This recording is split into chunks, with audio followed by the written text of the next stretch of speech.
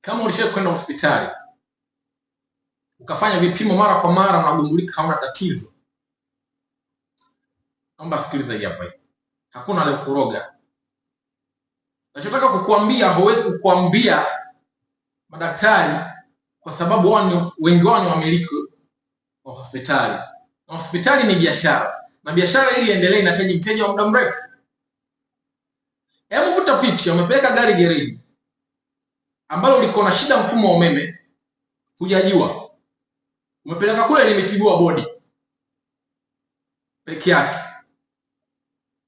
bado tatizo lipo, haliwezi kuondoka. Na wewe mwanadamu, na wewe hivyo hivyo. Wanadamu tumedhihirika kwenye nyanja tatu.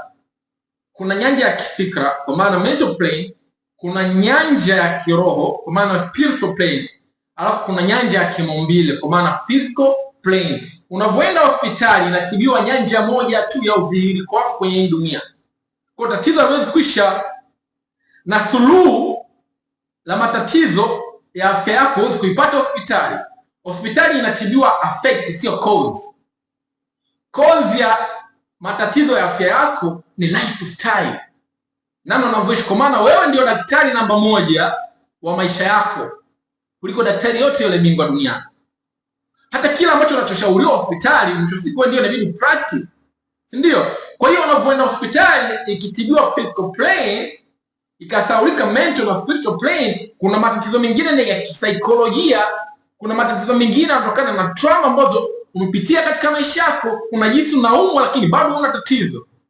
Kwa hiyo suluhu ya kudumu la tatizo la afya yako inatokana na lifestyle yako nzima unavyoishi. Hauwezi kupata hospitali. Hospitali unakuhitaji wewe ili uwe mteja wa muda mrefu, biashara iendelee. Hicho kitu ndicho ukweli ulivyo.